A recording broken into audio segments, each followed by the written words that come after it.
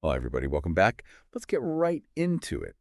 We've got electric vehicles on the docket today, and we've gotten some great opinions on this from our listeners, everything from people who are absolutely in love with EVs and think they're the future, and then a bunch of stuff from Europe, which was interesting. A lot more skepticism, maybe some resistance. I don't know.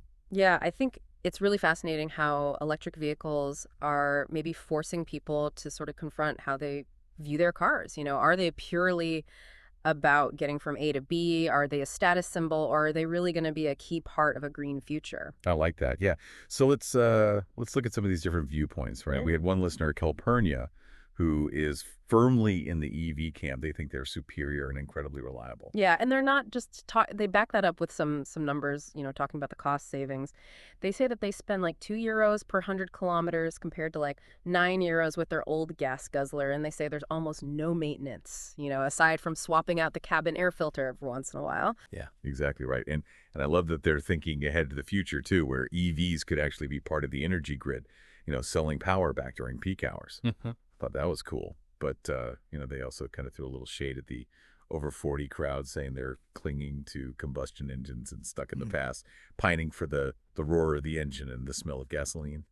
That's really interesting, though. It speaks to the emotional connection people have with their cars, right? It's not just about getting around. It's about a certain feeling, a sense of power, maybe some nostalgia that maybe is harder to find in an electric vehicle, at least for some people.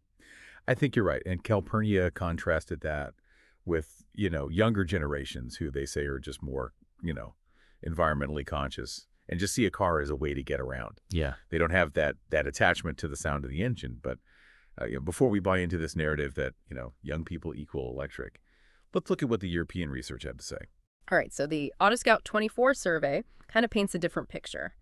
They looked at 6 countries in Europe: Austria, Germany, France, Italy, Belgium, the Netherlands, and found that there's growing resistance to the EU's plan to ban the sale of new combustion engine cars by 2035. Whoa, so this is more than just a few people grumbling about change. Yeah, I mean, we're talking significant portions of the population. So, for example, in Austria, 61% want to see the ban delayed or gotten rid of completely. And Germany's not far behind at 58%. Wow, and what about that generational divide that Calpurnia brought up? Is that holding true in Europe? Well, it's definitely there, but it's maybe not as simple as we might think. So, as you might expect, older generations are more likely to want to hold on to their gas-powered cars. It's habit, it's that sentimental attachment to the cars they grew up with, maybe even a bit of distrust of, new technology. But the younger generation, they're not all on board with electric either. Oh, really? I would have thought they'd be all for the ban, with climate change being such a huge concern for young people. Yeah, there are a lot who are, completely on board with going electric, but a good chunk, about 18%, actually want the ban to happen even sooner, which maybe shows that even amongst young drivers, there's a bit more nuance to how they view this. They get that it's a complex issue and there are a lot of challenges involved. I see. So it's definitely not as simple as, old equals gas, young equals electric. But what's driving this resistance then, especially, in a place like Italy where EV adoption seems to be lagging behind? So some of the findings from the survey are really interesting. Like 33% of Italians are less likely to buy a new electric car today than they were a year ago, and a whopping 41% are even less interested in a used electric vehicle. So despite all the hype, there's still a good number of Italians holding on to their gas-powered cars. But why is it just about the cost, or is there more to it? I think it's definitely a combination of factors, and this might surprise you, but about a third of Italians still see combustion engine cars as more efficient and easier to use than EVs, even though they'll admit that EVs are better technologically. Wait, so they see that electric vehicles are more advanced, but they still think gas cars are better for everyday use. How does that work?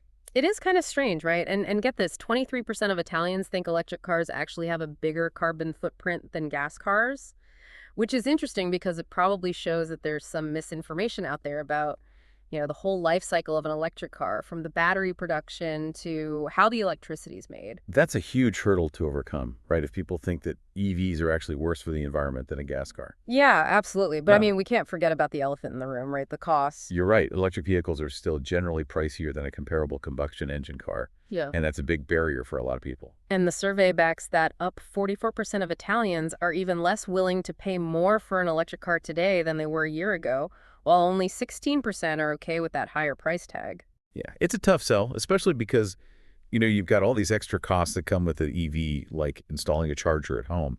Even though there were government incentives to help offset some of that, they're constantly changing, which makes it hard to plan and feel good about such a big investment. You're right that uncertainty around incentives is a huge problem for a lot of people, even with more charging stations popping up and more affordable EVs hitting the market. People still need to know that they're making a sound financial decision. And right now, there are just too many unknowns when it comes to owning and operating an electric car.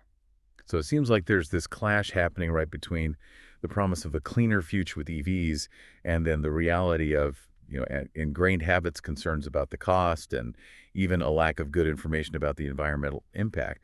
It's clear that this shift to electric isn't happening without some pushback, but where do we go from here? How do we navigate all this? That's the million-dollar question. And you know what? We're going to dive into that right after a quick break, so stick with us. So, when we were looking through all this stuff, I was really struck by just how different Calpurnia's view of EVs is from what we're seeing in Europe. Yeah, it's like they're looking at the same technology, but from completely different worlds. Yeah. Calpurnia seems to be focused on this like ideal scenario where EVs are everywhere, Yeah. they're affordable, Yeah. and everything just works perfectly. Exactly. And they're talking from experience, right? Highlighting the everyday benefits, like how easy it is to charge overnight and the fact that there's basically no maintenance. But then, the European research brings us back down to earth a bit and reminds us that for a lot of people, EVs just aren't there yet. Right. You can get caught up in the excitement of new technology, but you also have to remember, the practical concerns that everyday drivers have, those people in the survey, especially the older folks. They're dealing with the limitations of EVs right now, like worrying about running out of charge and not being able to find a charging station, and that big upfront cost. Absolutely. And it's important to remember that for a lot of people, a car is more than just transportation. It's a symbol of freedom, a status symbol, even an extension of their personality.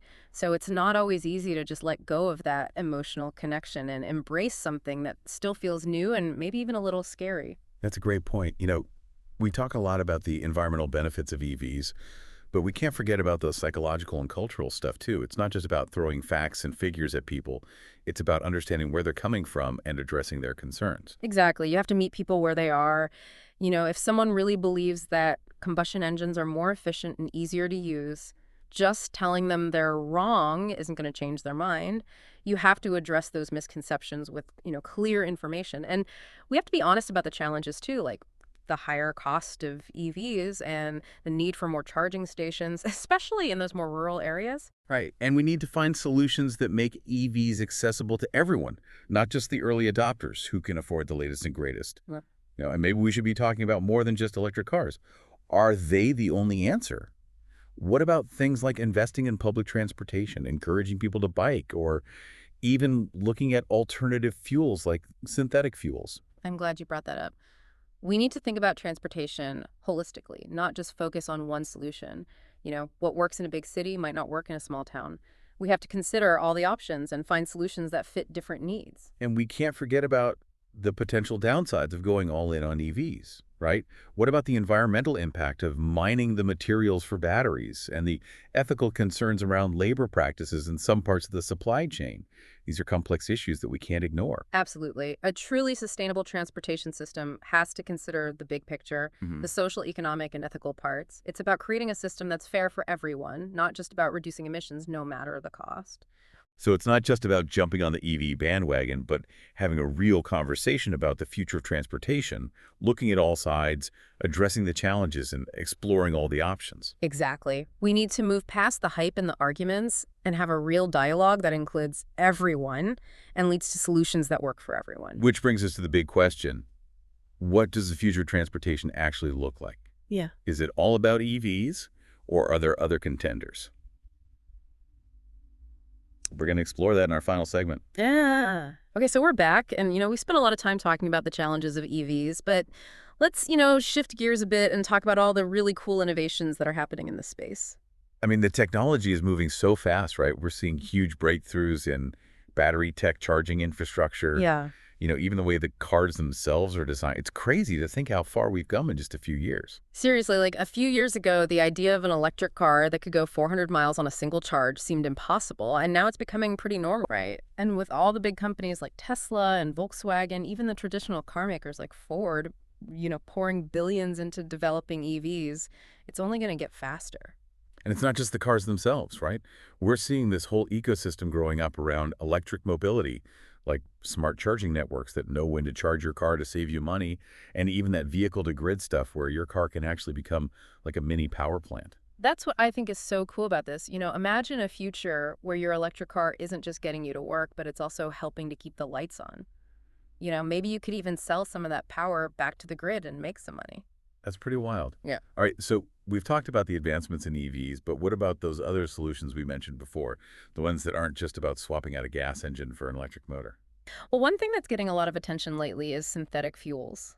Sometimes they call them e-fuels. It's Hmm. basically a way to make carbon neutral fuel using renewable energy and captured CO2. So it's like a cleaner version of gasoline or diesel. Exactly. And e-fuels could be a really big deal for industries where going electric is really hard, like airplanes and cargo ships and those big long-haul trucks. It could be a way to make those industries more sustainable without having to completely redesign everything from scratch. That makes sense. And even though e-fuels are still pretty new, Yeah. they have a lot of potential, especially while we're still working on getting enough EVs and charging stations out there. But let's not forget about the solutions that are already working right now, like public transportation and biking and walking. Totally. We need to create cities and towns that put people first, with good public transportation options that are safe and reliable and affordable. And we need to make it easier and safer for people to choose biking and walking for their everyday trips. I agree. Things like bike lanes and better sidewalks and just making streets safer for pedestrians can make a big difference in encouraging people to choose those options. Mhm. It's pretty clear that there's not going to be one single solution for the future of transportation. It's going to be a mix of all these different things, electric vehicles, alternative fuels like e-fuels, and sustainable options like public transit and biking and walking. And we have to remember that technology is only part of the equation. Mhm. In the end, it's about changing the way we think about getting around. I totally agree. We need to move past the hype and the arguments and really have a conversation about this that includes everyone and find solutions that work for everyone. So as we wrap up our deep dive into electric vehicles and the future of transportation, we want to leave you with this question. What role are you going to play in shaping the future of how we get around? Will you be one of the first to embrace EVs, or will you be a champion for these alternative fuels? Or maybe you'll be the one pushing for more sustainable options like public transit. The choices we make today are going to have a big impact on how people get around for years to come. Thanks for joining us on this journey. We hope you learned some interesting things and maybe even got a little inspired. And if you liked what you heard, don't forget to like and subscribe and share it with your friends. And until next time, keep exploring, keep asking questions, and keep diving deep.